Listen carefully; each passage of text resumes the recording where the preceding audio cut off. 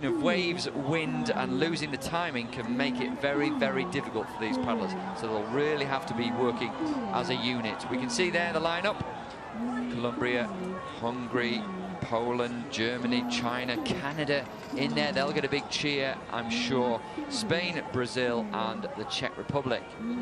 So Alejandro Ramirez and Daniel Kepaguata from Colombia go in lane 1. Balázs Kiss and David Hodovan for Hungary go in 2.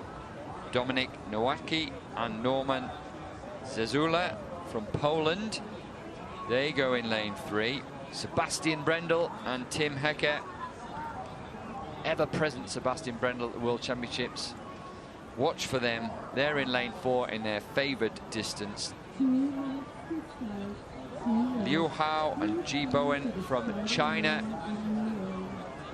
Should see them lining up in 5. There they are.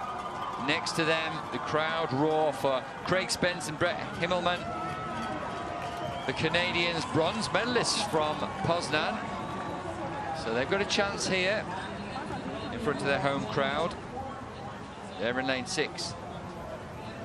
Dominguez brothers from Spain go in 7. Spain, of course, winners in the C-2 500-meter race. That was Garcia and Martinez. Gold medalists there. Spain top of the medal table so far. Erlon Silva and Felipe Vieira from Brazil. Big cheer for them once again. They go in lane 8. And Anton Trabal and Jiří Zalobil from the Czech Republic, who just missed out on the medals in Poznan at the World Cup a couple of months ago. They're in lane 9.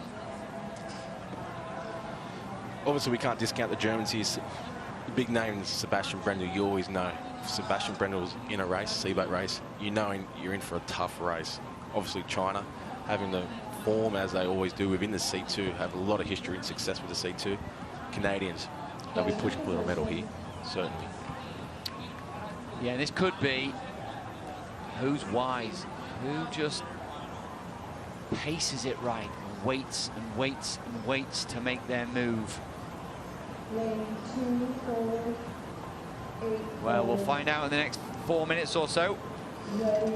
The final of the men's C2 1,000 meters is underway, and Germans, perhaps unsurprisingly slightly, get away to a good start.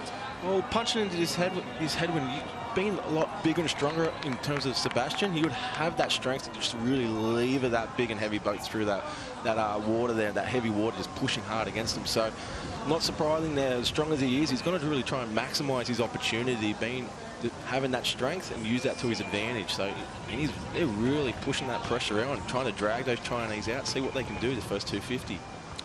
It's interesting, try to go with them as well, and yeah, certainly into a headwind. The heavier, stronger paddlers seem to have an advantage, just be able to use that strength.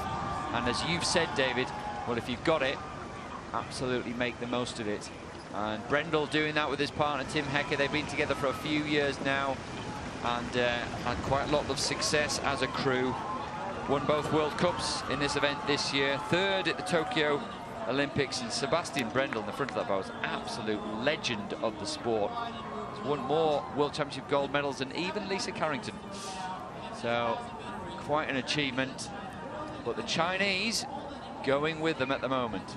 The Chinese, they definitely answered the questions of the Germans. They put it out there and they held their nerve and gone through it. It looks like the Chinese, they look quite comfortable. They don't have that grimace on the face here. You can see the Germans are really trying to push it out. You can see Sebastian's really breathing heavily. You can see he's putting that effort in, but it just seems like the Chinese right now, just at this point in time, might be doing it a bit easy. Could be just pacing themselves off the Germans. We don't know what could happen here, but see holds back that 1 or 2% and see how they can push home in the last 250. Well, really interesting. You're right there. If you watch the Germans there, it doesn't look perfectly smooth.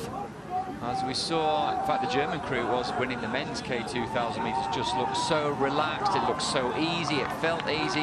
Not the case for Brendel and Hecker. That doesn't mean to say they're not going to win this one, but certainly you could see that they are putting a lot of effort in spending a lot of money as in terms of energy, and that may well tell towards the end. They've got 3/4 of a boat length on China. Really interesting shot, that one, to see. China still have some work to do to get on terms with the Germans, but there's a long way to go yet. Looks like they've got more in the tank, the Germans. They've had a really hard push at that 500-metre mark. Looks like they just want to try and give themselves some breathing room, just so they know they can just have that gap there in that last 250, minimise the Chinese chance of coming over the end. Right, well, 250 metres to go, coming up very shortly. Another minute or so to go. And the Chinese just beginning to creep up on the Germans. Now, we'll see. What have the Germans kept dry? Have they got another gear to go up through? Because the Chinese are asking questions. They're really beginning to put the Germans under pressure as they get to the 200-metre mark. It looks like that's the case. The Chinese have just lifted up another gear. It looks like Sebastian in the front there. It's just getting a little slower and heavier at the back of the stroke. Let's see if they can really dig deep and try and hold off the Chinese. But the Chinese are starting to lift. That rate is up compared to where they were in the middle of the race. Well, the rate is up, but they do look smooth, they do look composed, they do look together. There's another race going on behind these two, which includes the Canadians battling out for a bronze medal. The Germans just beginning to pull away slightly from the Chinese. It's neck and neck. The Germans have half a metre on it at the moment, as we can see from that shot. But as the camera pans out, we'll get a look in the final few seconds whether the Chinese have got anything more to give. It'll be down to the lunge for the line here. Bow to bow, but the Germans just had enough to get ahead of the Chinese, and with another race going on several seconds behind the Germans and the Chinese. We'll get a look at that in a minute, see whether or not the Canadians, they do indeed take the bronze medal. That's a third medal for Canada, and a popular medal at that. Congratulations to them. Canada going through, winning almost the other race here in the C-2 1,000 metres. Canada take bronze, but determination as well as synchronicity, as we can see there.